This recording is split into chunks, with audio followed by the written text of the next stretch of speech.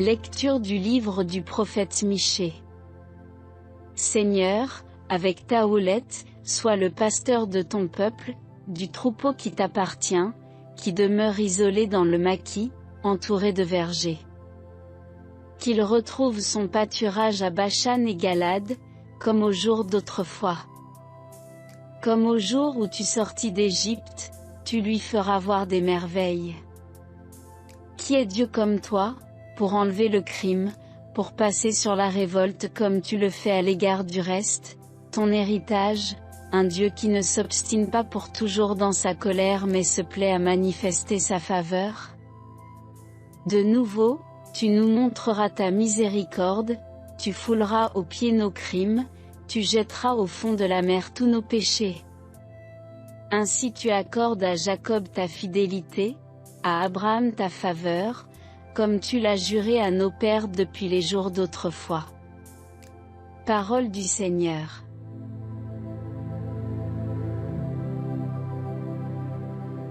Bénis le Seigneur, ô mon âme. Bénis son nom très saint, tout mon être. Bénis le Seigneur, ô mon âme.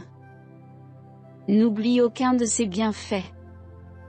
Car il pardonne toutes tes offenses et te guérit de toute maladie. Il réclame ta vie à la tombe et te couronne d'amour et de tendresse. Il n'est pas pour toujours en procès. Ne maintient pas sans fin ses reproches. Il n'agit pas envers nous selon nos fautes. Ne nous rend pas selon nos offenses. Comme le ciel domine la terre, fort est son amour pour qui le craint. Aussi loin qu'est l'Orient de l'Occident, il met loin de nous nos péchés.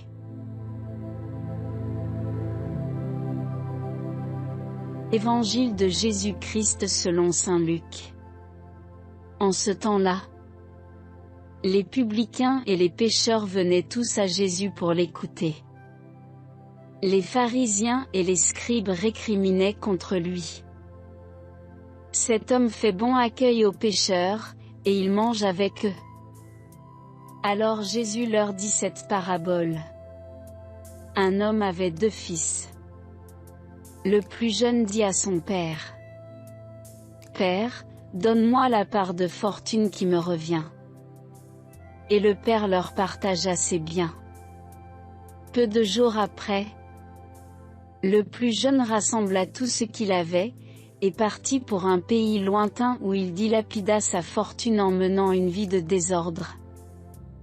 Il avait tout dépensé, quand une grande famine survint dans ce pays, et il commença à se trouver dans le besoin.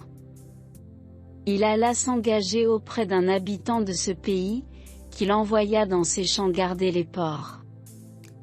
Il aurait bien voulu se remplir le ventre avec les gousses que mangeaient les porcs, mais personne ne lui donnait rien. Alors il rentra en lui-même et se dit: Combien d'ouvriers de mon père ont du pain en abondance, et moi, ici, je meurs de faim. Je me lèverai, j'irai vers mon père, et je lui dirai: Père, j'ai péché contre le ciel et envers toi. Je ne suis plus digne d'être appelé ton fils. Traite-moi comme l'un de tes ouvriers. Il se leva et s'en alla vers son père. Comme il était encore loin, son père l'aperçut et fut saisi de compassion. Il courut se jeter à son cou et le couvrit de baisers. Le fils lui dit: Père, j'ai péché contre le ciel et envers toi. Je ne suis plus digne d'être appelé ton fils. Mais le père dit à ses serviteurs: Vite, apportez le plus beau vêtement pour l'habiller, mettez-lui une bague au doigt et des sandales aux pieds, allez chercher le veau gras, tuez-le, mangeons et festoyons, car mon fils que voilà était mort, et il est revenu à la vie. Il était perdu, et il est retrouvé. Et ils commencèrent à festoyer. Or le fils aîné était au champ.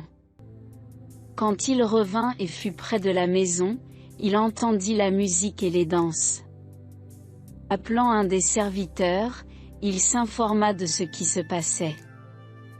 Celui-ci répondit: Ton frère est arrivé, et ton père a tué le veau gras, parce qu'il a retrouvé ton frère en bonne santé. Alors le fils aîné se mit en colère, et il refusait d'entrer. Son père sortit le supplier. Mais il répliqua à son père: Il y a tant d'années que je suis à ton service sans avoir jamais transgressé tes ordres, et jamais tu ne m'as donné un chevreau pour festoyer avec mes amis.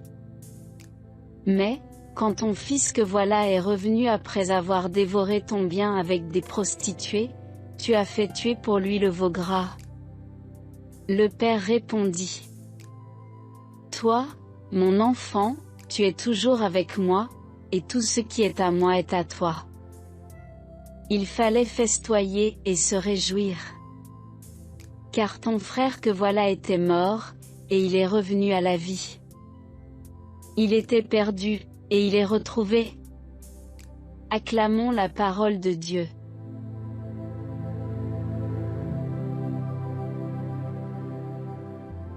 Dans la vie, le plus difficile est de se remettre en question. Au cours de nos journées, nous fonçons à toute vitesse à nos risques et périls, sans toutefois nous poser la question de savoir où nous allons, pourquoi nous y allons et comment nous y allons. Parfois, la vie accorde un ralentissement ou même un arrêt brutal dans notre routine quotidienne, et nous permet de considérer notre vie autrement, un arrêt maladie, une période de chômage, une retraite, un temps de prière, une rencontre fortuite avec quelqu'un d'inspirant, etc. Dans la parabole du fils prodigue, le jeune homme, au ralenti, à cause de sa chute dans la précarité, reçoit la grâce du Seigneur, de revoir sa vie dissolue à la lumière de la vérité. Il avait fait mauvais usage de l'héritage qu'il avait arraché irrespectueusement, et de façon précoce à son père. La bonne nouvelle est qu'il a un père avec un cœur juste et bon, et cela lui ouvre la voie du retour. Ai-je le courage de faire de même dans ma propre vie? Le temps du carême est un moment propice pour ralentir le rythme, et prendre le temps de relire ma vie à la lumière du Seigneur, pour lui rendre grâce pour tout ce qu'il y a de bon dans ma vie, mais aussi pour me remettre en question. Où vais-je? Comment je m'y prends? Pourquoi ai-je pris ce chemin? Le Seigneur est-il content de mon choix? Le fils prodigue pensait ne plus être digne d'être le fils de son père. Il était prêt à se contenter de la place de serviteur. Nous sommes souvent très durs envers nous-mêmes. Nous avons du mal à nous pardonner à nous-mêmes. Parfois cette dureté est augmentée par un orgueil subtil en nous. Nous sommes tristes de nous voir moins parfaits que nous ne le souhaiterions. Nous ne sommes pas à la hauteur de l'image que nous avions de nous-mêmes. Cette tristesse est même parfois plus grande que celle d'avoir offensé Dieu ou mon prochain, lorsque le vrai drame est précisément là, dans le fait d'avoir blessé mon prochain.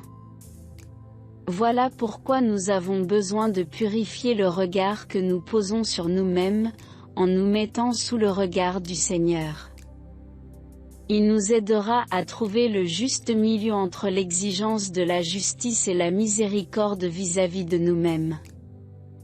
Si nous fixons notre regard sur Dieu notre Père, plus que sur nous-mêmes et sur nos limites, nous serons sûrs de trouver, comme le Fils prodigue, le courage de nous relever et de reprendre le chemin vers le Seigneur. Le Seigneur pose sur moi ce même regard de pardon, de miséricorde, de tendresse et de patience que le Père de la parabole a posé sur le Fils prodigue. N'ayons pas peur d'entreprendre le chemin du retour, le chemin du pardon et de la réconciliation. Seigneur Jésus, je veux profiter de ce moment de prière, pour revoir ma vie à la lumière de la vérité, mais aussi à la lumière de ta miséricorde. J'ai certainement réussi de belles choses pour toi et pour les autres, et je t'en remercie. Mais si je suis sincère avec moi-même, il y a aussi des choix que je regrette. J'ai emprunté certains chemins, pensant que j'allais vers mon bonheur, mais finalement ce sont des chemins qui m'ont éloigné de toi et de ceux que j'ai blessés. Cette tristesse que je ressens pour mon péché, ne doit pas me renfermer dans la condamnation de moi-même, mais plutôt me tourner vers toi. Aide-moi, Seigneur, à reprendre le chemin vers toi et accueillir ton pardon. Tu ne me renfermes pas dans mon péché, mais tu veux me redonner ma dignité de fils de Dieu, comme le Père de la parabole l'a redonné à son Fils. Prions ensemble. Ô Dieu, je n'aime que toi seul. Je ne cherche que toi seul. Je ne veux servir que toi seul. Toi seul dois être mon maître. Chasse de moi la vanité, afin que je puisse te reconnaître. Dis-moi où regarder pour te voir. J'espère accomplir tout ce que tu attends. Fais, ô Père, que je te cherche. Préserve-moi de l'erreur. Que dans ma recherche, rien d'autre que toi ne se présente à moi. S'il est vrai que je ne désire rien d'autre que toi, fais, ô Père, que je te trouve. Et s'il y avait encore en moi quelque désir superflu, veuille m'en dévêtir toi-même, et rends-moi capable de te voir. Âme du Christ, sanctifie-moi. Corps du Christ, sauve-moi. Sang du Christ, enivre-moi. Eau du côté du Christ, lave-moi. Passion du Christ, fortifie-moi. Ô bon Jésus, exauce-moi. Dans tes blessures, cache-moi. Ne permets pas que je sois séparé de toi. De l'ennemi défends-moi. À ma mort, appelle-moi. Ordonne-moi de venir à toi. Pour qu'avec les saints je te loue.